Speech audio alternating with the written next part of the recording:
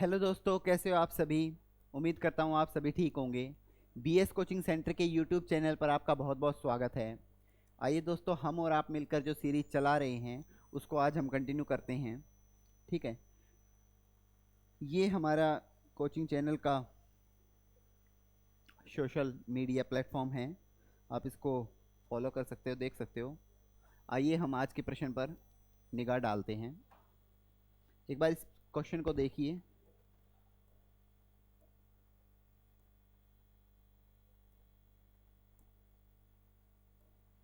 देखिए भाई,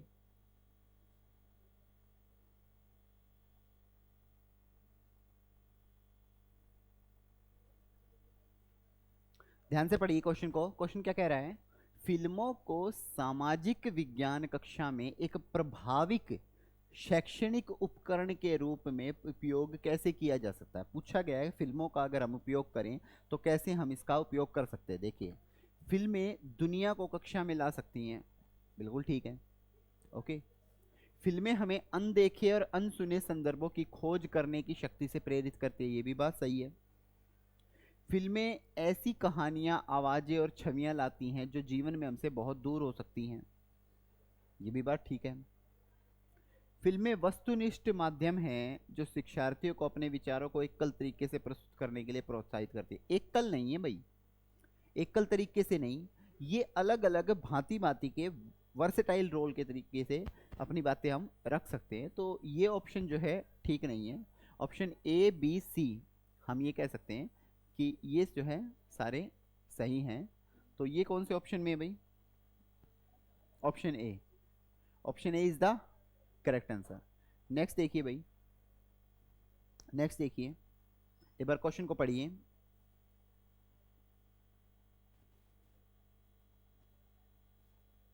क्वेश्चन क्या कह रहा है, एक बार ये देखिए। कहा है कि कक्षा में मानचित्र के उपयोग के संदर्भ में, मानचित्र का उपयोग करना है। कक्षा में मानचित्र के उपयोग के संदर्भ में निम्नलिखित में से कौन सा कथन सही है। यह ध्यान देना है कि कौन सा कथन इसमें सही बताया गया। मानचित्र एक सामाजिक और राजनीतिक निर्माण का माध्यम है, हाँ बिल्कुल, ये बात ठीक है। बाकी भी देख लेते हैं। प्राचीन काल से उत्तर को हमेशा सभी सामाजिक राजनीतिक संदर्भों में मानचित्र के शीर्ष पर दिखाया गया है, ये गलत है भाई। जो चीज जो जहां है उसी का तो मानचित्र होगा, ऐसा तो है नहीं कि बदल देंगे। तो ये तो ठीक नहीं है। मानचित्र एक त्रिआयामी उपकरण है जबकि हम दो आयामी दुनिया में रहते हैं, ये पूरी तरह से गलत है। त्रिआयामी तो हम रहते हैं और मानचित्र जो है दो आयामी है। मानचित्र शिक्षार्थियों में समय की भावना विकसित करने में एक सहायक है। समय की भावना तो ये विकसित करता ही नहीं है, ये तो सिर्फ जगह दिखाता है। तो ऑप्शन ए सिर्फ यही होगा जो इसमें ठीक होगा। तो ये कहां पर है option? Only option A is the correct answer. Next देखिए भाई,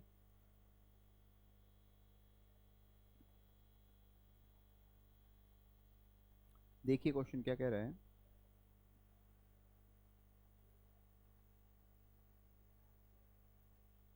ध्यान दीजिए, क्या कहा गया है? सीखने को विद्यार्थी के जीवन से जोड़ने में पूछा गया है कि हम सीखना चाहते हैं, सीखने को विद्यार्थी के जीवन से जोड़ने के प्रयास में सामाजिक विज्ञान शिक्षक को क्या करना चाहिए। ऐसा क्या करे कि उससे वो सीख जाए, उससे वो जो है जुड़ जाए। देखिए, जानबूझकर और स्पष्ट रूप से विषय सामग्री में विविध सांस्कृतिक दृष्टिकोण शामिल करना बहुत अच्छी बात है। एक अच्छा शिक्षक वही होता है जो जब पढ़ाए तो अपने आसपास के सभी एनवायरनमेंट को समाहित कर सके, सभी बेहतरीन तरीके से आपको चीजें बता सके। तो ये शामिल है। कक्षा में शिक्षार्थियों की व्यक्तिगत और पारिवारिक पृष्ठभूमि को इंगित करे, ये गलत है। किसी शिक्षार्थी के जीवन के बारे में आप बता रहे हो तो गलत बात है। शिक्षार्थियों को कक्षा में अपने उदाहरण और अनुभव साझन करने का अवसर दे, बिल्कुल सही बात है। ये चीजें सारी आपकी सही है। तो ऑप्शन ए और सी जो है हमारा सही जवाब होगा। और ऑप्शन की अगर बात करें तो option B is the correct answer. A और सी जो है करेक्ट है। नेक्स्ट देखिए भाई,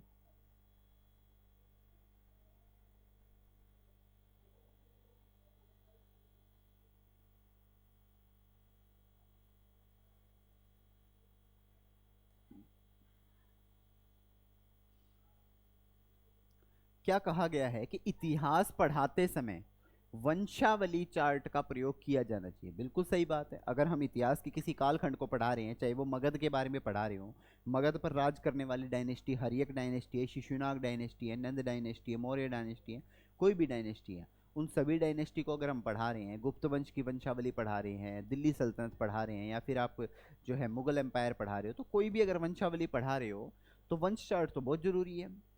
किसी साम्राज्य या राजवंश की वृद्धि और विकास का प्रतिनिधित्व करता है, ये भी बात हमें पता चल सकती है। ठीक है, ये बात बिल्कुल हमें पता चल सकती है। ठीक है। दूसरा, अनुक्रम और कार्यात्मक संबंध पता चल चल सकते हैं, ये भी बता सकते हैं हम। एक क्रम काल कालानुक्रमिक रूपरेखा, मतलब अकॉर्डिंग टू, यहां पर देख सकते हैं, एक क्रोनोलॉजिकली फ्रेमवर्क तैयार हो सकता है।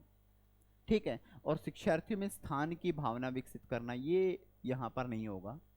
ठीक है। ये सारे बाकी के तीन जो ऑप्शन है, जैसे रिप्रेजेंट ग्रोथ हो गया, एम्पायर को शो सीक्वेंस हो गया, ये क्रोनोलॉजिकल, ये सारी चीजें होंगी। तो ऑप्शन जो है ए, बी और सी जो है, हाँ जी, option A is the correct answer. ठीक है। नेक्स्ट देखिए,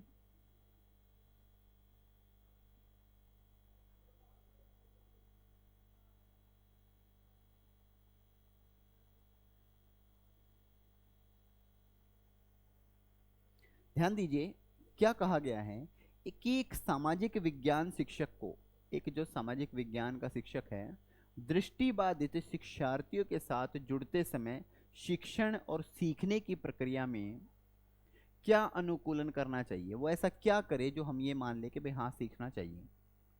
ये कह रहा है कि हमें क्या करना चाहिए। उचित विराम और दोहराव का एक साथ स्पष्ट और जोर से बोलें। बिल्कुल, जो दृष्टिबाधित लोग होते हैं, जो विकलांग होते हैं, जो दिव्यांग होते हैं, उनके लिए ज़रूरी है कि भाई हमें जो है बार बार विराम ले, आराम से बोलें और दोहराव के साथ बोले, ताकि वो चीज़ें अच्छे से लिख पाएं। दूसरा क्या है, विभिन्न प्रकार की आकर्षित वर्कशीट का प्रयोग करें। ये तो हो ही नहीं सकता। वर्कशीट से क्या हो जाएगा, जब वो देख ही नहीं सकते तो क्या फायदा। कल्पना करने के अवसर पैदा करने के लिए मौखिक संकेत दे। बिल्कुल, उन्हें मौखिक तौर पर चीजें बताएं कि भाई कैसे कल्पना की जा सकती है। और कक्षा में चर्चा के दौरान स्पर्शनीय सामग्री का परिचय दें, कि भाई स्पर्श करके, टच करके हम ये सामग्री जो है चाहते हैं। ठीक है, ये सही है। तो ऑप्शन जो है B, option B is the correct answer. Next देखिए भाई। ठीक है, 46 क्वेश्चन को एक बार देखिए।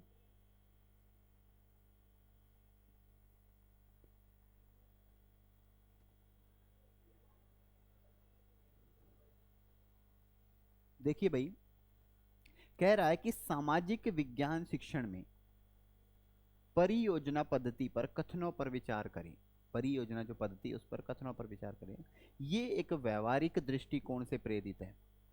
ये जो है, ये एक व्यवहारिक दृष्टिकोण से प्रेरित, बिल्कुल प्रैक्टिकल चीजें होनी चाहिए कि भाई आप जो चीजें बोल रहे हो वो बच्चे को समझ आ भी रही है या नहीं। कहीं आप किताबी ज्ञान दे रहे हो और वो बच्चे को समझ ही ना आ पाए, तो बच्चे को जोड़ना बहुत जरूरी है, ये प्रैक्टिकल होना चाहिए।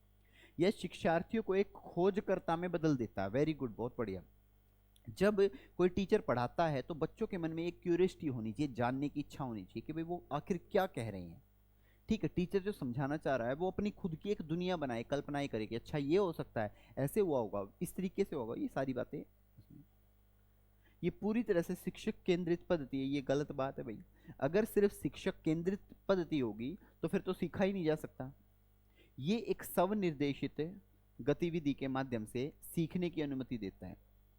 ये स्वनिर्देशित है और क्या है, सीखने की अनुमति, मतलब सीखा जा रहा है, चीजें जो है सिखाई जा रही है। ठीक है, तो ए, बी और डी ऑप्शन जिसमें होगा वो करेक्ट होगा। Option C is the correct. ठीक है, नेक्स्ट देखिए भाई। नेक्स्ट देखिए, मैं इसको थोड़ा जूम कर देता हूं।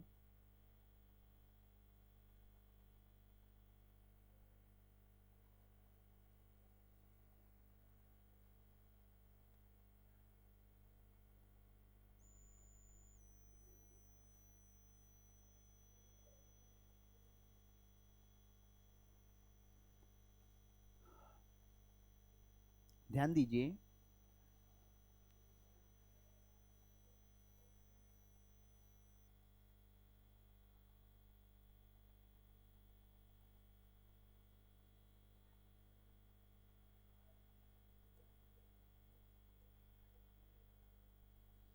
पूछा गया है कि एक सामाजिक विज्ञान शिक्षक, एक जो सामाजिक विज्ञान का शिक्षक है, जो रचनावादी परिप्रेक्ष्य से परिचित होना चाहता है, शिक्षार्थियों को इस प्रकार देखेगा। कैसे देखेगा भाई, किस प्रकार से देखेगा? ये सामाजिक प्रक्रियाओं का पता लगाने के लिए उत्सुक होगा। बिल्कुल, एक टीचर जो है हमेशा चीजों को एनालाइज करता रहता है, देखता रहता है कि ये चीज कहाँ से आई, किस तरीके से है, तो सामाजिक रूप से वो प्रक्रियाओं का पता लगाना चाहता है।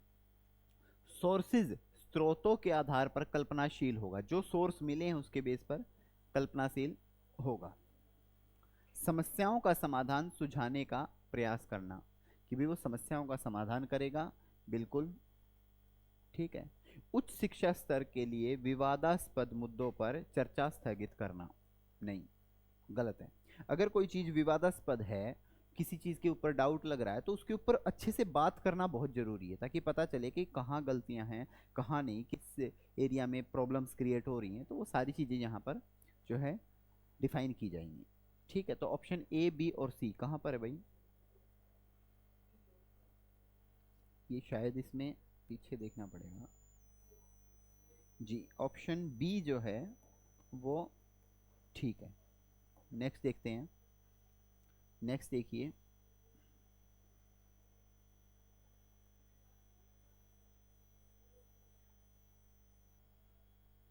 एक बार क्वेश्चन देखिए।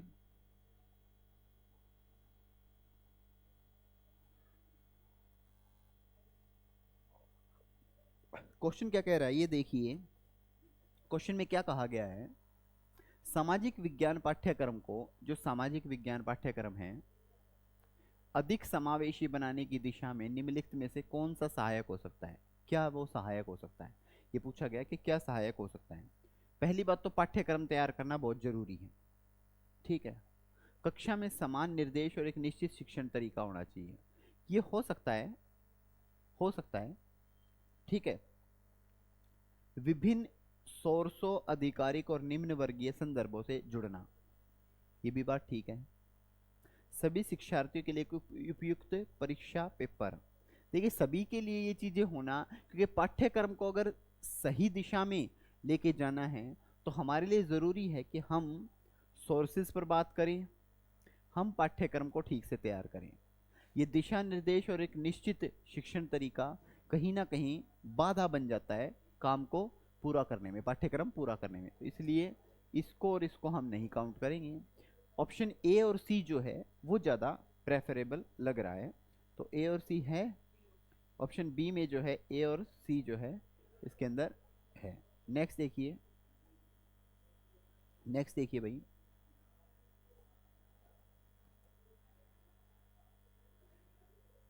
ध्यान से देखिए और चीज़ों को समझने का प्रयास कीजिए।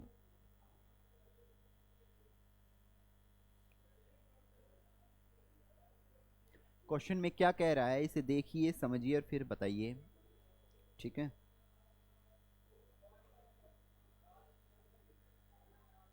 विद्यार्थियों को आलोचनात्मक होना चाहिए, और आलोचनात्मक होकर उन्हें क्यों सीखना चाहिए। क्वेश्चन पूछा गया है कि विद्यार्थियों को आलोचनात्मक होना क्यों सीखना चाहिए, कि भाई आलोचनात्मक होइए। खामियां बताना और हर बात पर निंदक होना, इसलिए ये तो गलत आदत है, ये नहीं होना चाहिए। समाज में यथास्थिति बनाए रखने के लिए, ये भी पॉसिबल नहीं है। अगर यथास्थिति बना रहे तो आलोचना कैसी? यह समझने के लिए कि मुद्दे उनके अपने जीवन से कैसे संबंधित हैं, ये समझना कि मुद्दे उसके जीवन से कैसे संबंधित है, ये भी गलत है। एक रूप सजातीय परिप्रेक्ष्य की, एक मिनट रुकिए। आलोचना तो बहुत जरूरी है, क्योंकि मुद्दे जो है उसके अपने जीवन से कैसे संबंधित है ये पता तो होना चाहिए, ये बात ठीक है। और एक रूप सजातीय परिप्रेक्ष्य की सराहना करना ये नहीं हो सकता। अगर आप सराहना कर रहे हो तो आलोचना हो ही नहीं सकती। ठीक है, तो आलोचना के लिए आपको ये समझना जरूरी है कि मुद्दे कैसे उसके अपने जीवन से संबंधित है या नहीं है। ठीक है, तो option C is the correct answer. Next देखिए, नेक्स्ट देखिए, नेक्स्ट देखिए।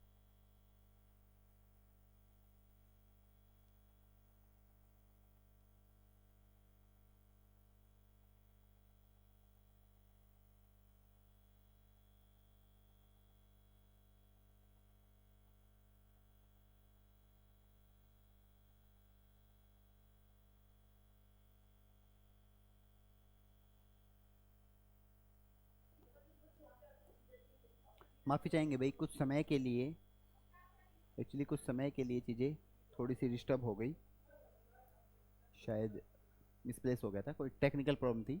कंटिन्यू करते हैं। ध्यान दीजिए, निम्नलिखित उदाहरणों में से इस उदाहरण का चयन करना है। किस तरह से,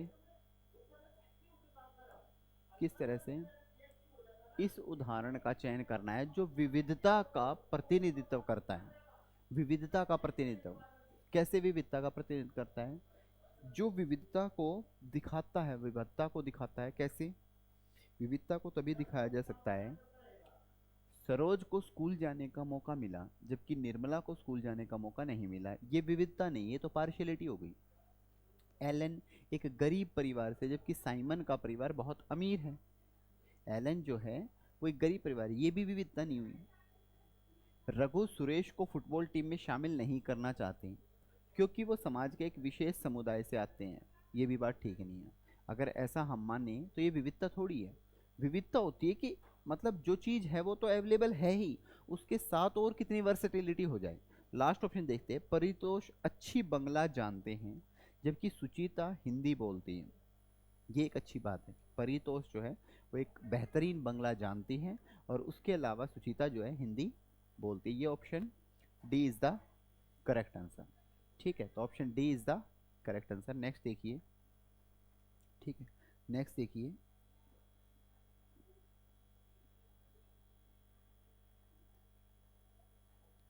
देखिए,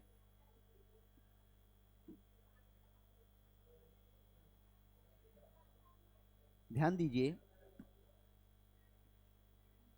कहा गया है कि एक स्कूल में सामाजिक विज्ञान भ्रमण यात्रा, एक स्कूल में सामाजिक विज्ञान भ्रमण यात्रा में जीरो, बोमडीला, नामदफा राष्ट्रीय उद्यान, ये सारे राष्ट्रीय उद्यान कहाँ हैं? असम में हैं। इसने कहा है बोमडीला, नामदफा राष्ट्रीय उद्यान, तवांग और लेसांग गांव का दौरा शामिल था। तवांग और लेसांग गांव का दौरा, यानी कि ये गांव है वहाँ के। आप किस माध्यम पर छात्रों से उन दो राज्यों को चिन्हित करने के लिए कह सकते हो? किस माध्यम से कहोगे?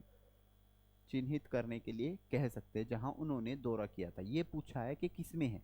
तो देखिए, बोमडीला, नामदफा ये सारे कहाँ हैं? ये अरुणाचल प्रदेश में। तो पहली बात तो हमें अरुणाचल प्रदेश को ही देखना है कि यहाँ पे कहाँ है। मानचित्र में अरुणाचल प्रदेश ये भी नहीं है, ये भी नहीं है, ये भी नहीं है, ये है भाई अरुणाचल प्रदेश। ठीक है, दूसरा इसने क्या कहा? नामदफा अरुणाचल प्रदेश हो गया और आपका जो है बोमडीला हो गया। ठीक है, लिसांग गांव मणिपुर के अंदर, त्वांग मणिपुर के अंदर। ठीक है, तो सिंपल सी बात है, इसका ऑप्शन जो है सी करेक्ट है। ठीक है, तो option C is the correct answer. ठीक है, नेक्स्ट देखिए।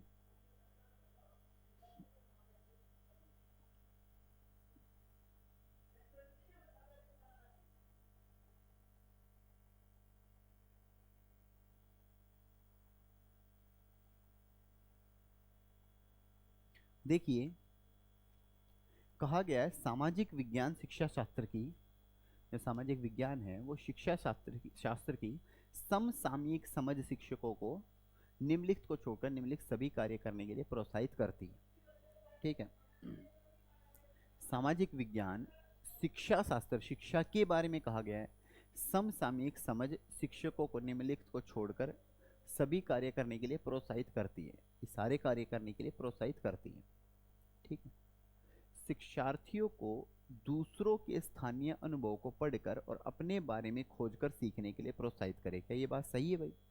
हाँ, दूसरों के बारे में सोचना और फिर उस कार्य को करना ये पॉसिबल हो सकता है, लेकिन शिक्षा शास्त्र के साथ साथ ये कहा है कि समसामयिक समझ शिक्षकों को छोड़कर फिर हम कौन सी बात को प्रोत्साहित करते हैं। एक पूछा गया कि सभी शिक्षार्थियों के प्रश्नों के समान उत्तर देने के लिए, ये जो प्रश्न है उनके समान उत्तर देने के लिए प्रोत्साहित करना ताकि सभी में सुधार हो। ये जो समान उत्तर दिया गया है, ये कहा गया है कि समान उत्तर भी देने हैं और सभी में सुधार भी हो। ये सबसे ज़्यादा उपयुक्त बात है। ये तो बहुत अच्छी बात है कि भाई इससे समाज में सुधार होगा आपस में। शिक्षार्थियों को दी गई विषय सामग्री पर बोल प्रश्न बनाने की क्षमता की सराहना करना और इसे सीखने की एक वैध परीक्षा के रूप में स्वीकार करना। ठीक है, कि भाई प्रश्न बनाने की क्षमता की सराहना भी की जाए और इसे सीखने की एक वैध परीक्षा के रूप में स्वीकार किया जाए। परंतु इसने कहा है कि समसामयिक समझ शिक्षकों को उस वक्त के करंट को छोड़कर सभी कार्य करने के लिए जो प्रोत्साहित करे, वो तो तभी हो सकता है जब आप दूसरों को प्रोत्साहित करते हो। शिक्षार्थियों को कक्षा में विकसित किए गए अपने ज्ञान का ठोस परिस्थिति में उपयोग करने का अवसर दें। बिल्कुल हो सकता है, ऑप्शन ठीक है, लेकिन अगर हम बात करें प्रश्न के हिसाब से, तो प्रश्न क्या कह रहा है कि सामाजिक विज्ञान शिक्षा शास्त्र की जो करंट की, अभी समसामयिक होता है करंट में, जो अभी फिलहाल जो जनरल अवेयरनेस चल रही है, उस समझ शिक्षकों को निम्नलिखित को छोड़कर, इन सभी को छोड़कर सभी कार्य करने के लिए प्रोत्साहित करती है। कि बाकी सारे कार्य तो कर देती है लेकिन इस कार्य को छोड़ती है, जैसे कि प्रश्नों के समान उत्तर देने के लिए प्रोत्साहित करना। अब समान उत्तर का मतलब क्या हुआ कि सभी एक ही जैसा उत्तर लिख दें, तो फिर क्या वर्सेटिलिटी रहेगी, क्या वो अलग से लिख पाएंगे? तो वर्सेटिलिटी या अलग से लिखने के लिए उनको जरूरी है इस चीज को छोड़ दिया जाए, बाकी सारी चीजें अडॉप्ट कर ली जाए। ठीक है, नेक्स्ट देखिए।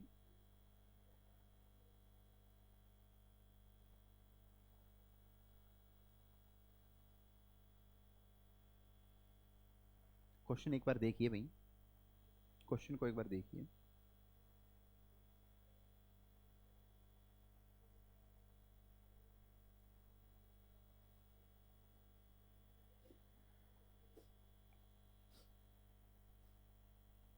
ठीक है, पढ़ लिया भाई?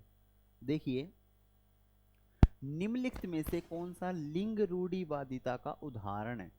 नहीं है, पूछा गया है कि नहीं है, बाकी तो है, बस हमें देखना है कि कौन सा नहीं है।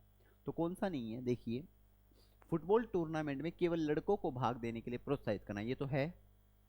कक्षा में केवल लड़कियों को कक्षा बोर्ड सजाने के लिए कहा जाए, ये भी है।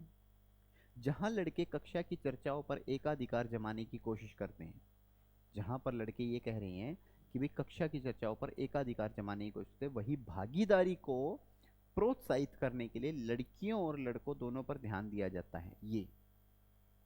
ये लिंग रूढ़िवादी का उदाहरण नहीं है।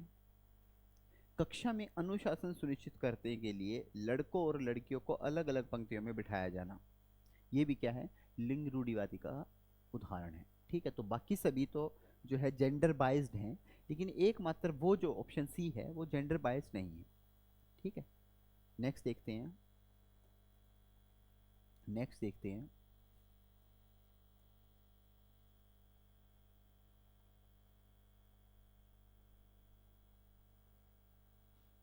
नेक्स्ट देखते हैं,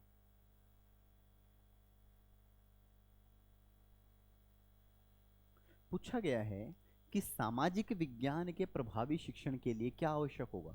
जो सामाजिक विज्ञान है, अगर हमने उसका इफेक्टिवली शिक्षण एजुकेशन में डालना है प्रभाव, तो क्या इफेक्टिव होगा, जरा कोई बताए कि प्रभावी शिक्षण जो है क्या इफेक्टिव होगा। अतीत की सभी सांस्कृतिक प्रथाओं को कायम रखना। पहले तो ये कहा गया कि अगर आप चाहते हो तो आपको अतीत की जितनी भी आपकी सांस्कृतिक प्रथाएं हैं उनको आप कायम रखना चाहते हो, तो ये तो शिक्षण में जरूरी नहीं है। साहित्यिक ग्रंथों का आलोचनात्मक विश्लेषण, चाहे वे कितने भी पुराने हो, ये जरूरी है भाई। जो आपके साहित्यिक ग्रंथ है उसमें वो कहना क्या चाह रहे हैं, उस बात को बिल्कुल निचोड़ के निकालना, ये बहुत जरूरी होता है। और उन सभी सोर्सेज को त्यागना जो गैर पाठ्य हैं, ये गलत है, क्योंकि पढ़ने के अलावा और बहुत सारी चीजें होती हैं जिनसे हम सीख सकते हैं। ठीक है, तो गैर पाठ्य चीजों को त्यागना ये कहीं ना कहीं हमें बता रहा है कि हम ठीक तरीके से सीखना नहीं चाह रहे। ठीक है, सोर्सेज के त्रिकोणीकरण को प्राथमिकता देना, जो स्रोत हैं उसके त्रिकोणीकरण को प्राथमिकता देना, कि हाँ भाई हर हाल में हम इसको प्राथमिकता दे रहे हैं, प्रेफरेंस दे रहे हैं। ठीक है, तो option D is the A, B और डी जो है वो आपका सही है। तो बी और डी जिसमें होगा, ये बी और डी इसी में आ गया, हाँ। ठीक है, तो ये है। ठीक है, नेक्स्ट देखते हैं भाई, एक बार इसको देखिए, एक बार इस प्रश्न को अच्छे से देखिए।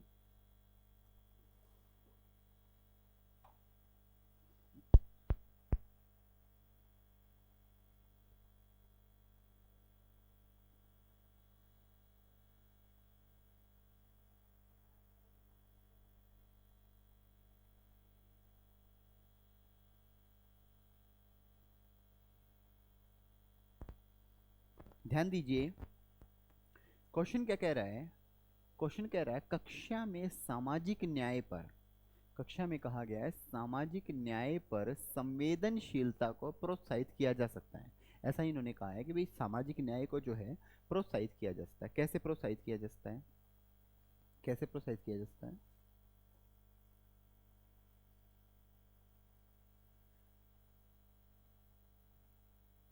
जी, कैसे प्रोत्साहित किया जा सकता है सामाजिक न्याय को? संवेदनशीलता को प्रोत्साहित किया जाता है। तो इन्होंने कहा है कि कक्षा के अंदर, कक्षा में चर्चा के दौरान लोगों के संघर्ष और वकालत की कहानियों के समसामयिक अंशों को शामिल करना। कि भी कक्षा के अंदर जो भी करंट अफेयर्स की चीज़ें चल रही है, अभी जनरल अवेयरनेस की चीज़ें चल रही हैं, उन लोगों के संघर्ष और वकालत की जितनी भी कहानियां, उन सभी को इंक्लूड करना। असमान शक्ति समीकरणों के संदर्भ में भारतीय परिवेश के ऐतिहासिक संदर्भों की समझ को बनाए रखना। ये भी हो सकता है। जब हम सभी संघर्षों को शामिल कर रहे हैं तो देखिए, ये असमान शक्ति समीकरण है, भारतीय परिवेश के ऐतिहासिक संदर्भ, उसकी समझ को भी तो बनाए रखेंगे। ये भी बात ठीक है। सामाजिक न्याय पर संवैधानिक प्रावधानों पर कक्षा में चर्चा में शामिल होना। जो सामाजिक न्याय है, संवैधानिक प्रावधान, संवैधानिक प्रावधानों पर कक्षा में चर्चा में शामिल होना, ठीक है। और दोषी बच्चों को शीघ्र ही शारीरिक दंड देना, ये गलत है। इससे हम सीखने की प्रक्रिया कर ही नहीं रहे, ये हमारी सीखने की प्रक्रिया पूरी तरह से हो ही नहीं रही। तो ऑप्शन ए, बी और सी, ए, बी और सी जो है हमारे सही हैं। तो ए, बी और सी जो है वो हमारे सही ऑप्शन होते हैं। हमें ये देखना है कि ऑप्शन ए, बी और सी जो है वो कहाँ है, ठीक है। तो ए, बी और सी जो है बी ऑप्शन में आपके पूर्णतः सही है, ठीक है। नेक्स्ट देखते हैं। नेक्स्ट हम देखते हैं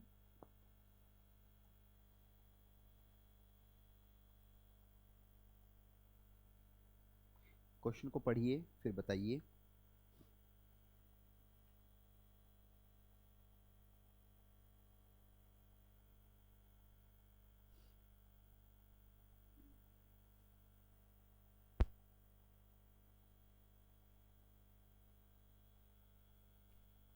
क्वेश्चन क्या कह रहा है?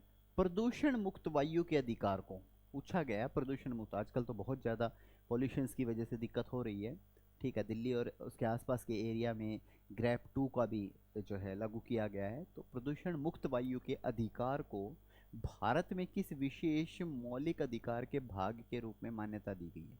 कौन सा वो है जिसके अंदर ये मान्यता दी गई है? तो राइट टू लाइफ में हम इसे काउंट करेंगे। समानता में तो नहीं कर सकते, क्योंकि समानता का अधिकार तो 14 से 18 है, ठीक है। न्याय की अगर हम बात करें तो इसको हम 22 से 23 में बात करेंगे, सॉरी 23 से 24 की बात करेंगे। स्वतंत्रता की अगर हम बात करें तो इसको हम करेंगे आपका 19 से लेकर आपका 22, ठीक है। और उसी में जीवन की बात अगर हम करें कि भाई वायु का अधिकार, राइट टू लाइफ की बात करें तो जीवन का अधिकार है, ये बहुत ज़्यादा ज़रूरी है। तो आर्टिकल 21 की हम बात करेंगे यहाँ पर, आर्टिकल 21 की बात करेंगे, जो कि आर्टिकल 21 क्या कहता है? Right to life. क्या कहता है? राइट टू लाइफ, ये उसके ऊपर बात कर रहा है। तो राइट टू लाइफ को जो है हमें खास तौर से इस बात पर फोकस करना है, ठीक है। नेक्स्ट क्वेश्चन देखते हैं भाई, नेक्स्ट देखते हैं।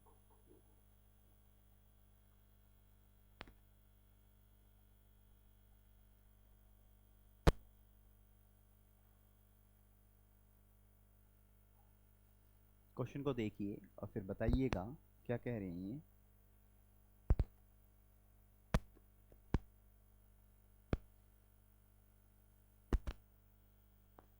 क्वेश्चन क्या कहना चाह रहा है? क्वेश्चन कह रहा है कि भारत का वर्णन करने के लिए, अगर हम भारत की बात करें तो भारत का वर्णन करने के लिए अनेकता में एकता वाक्यांश किसने दिया है? ध्यान दीजिए, आपके एग्जाम में ये वाक्यांश किसने दिया है, किस तरीके से दिया है, ये चीज़ें बहुत ज़्यादा पूछी जाती हैं।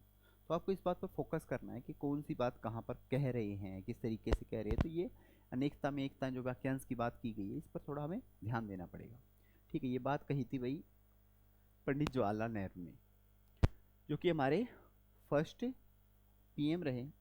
17 सालों तक ये भारत देश के प्रधानमंत्री रहे। 1952 में पहली बार जब इलेक्शन हुए थे तब इनको चुना गया था। ठीक है, पंडित जवाहरलाल नेहरू, इन्होंने ही अनेकता में एकता कही गई थी। भारत एक्चुअली कई सारी संस्कृतियों का, कई सारे लोगों का, कई सारी भाषाओं का, कल्चर का समाहित रूप है। उन सभी समाहित रूपों को एक साथ बताने के लिए इन्होंने कहा था कि हम सभी अनेक भले ही हैं, लेकिन उन अनेकों में एक एकता है जो कंबाइन है। ठीक है, तो ये बात इन्होंने कही थी, यूनिटी इन डाइवर्सिटी। नेक्स्ट देखिए,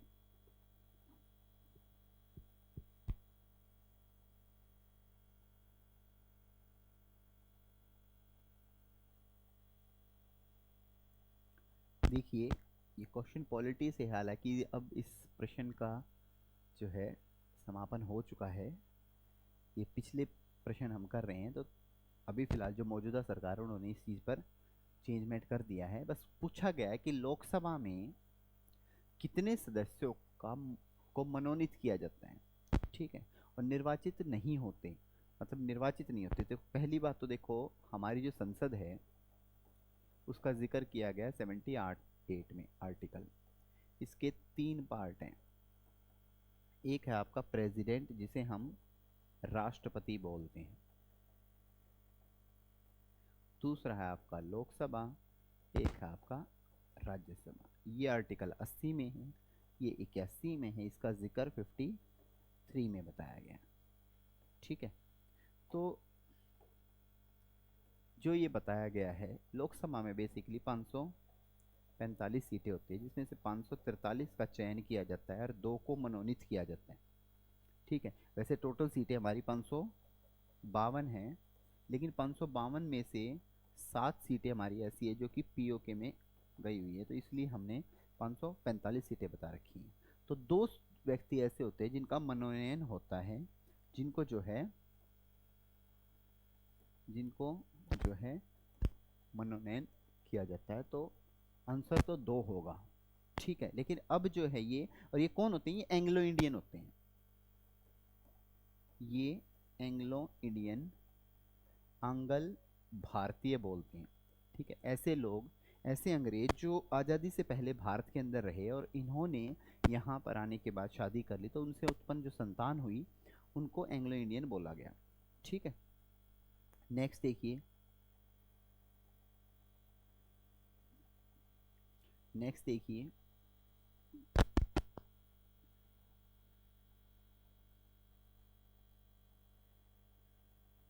नेक्स्ट देखिए भाई,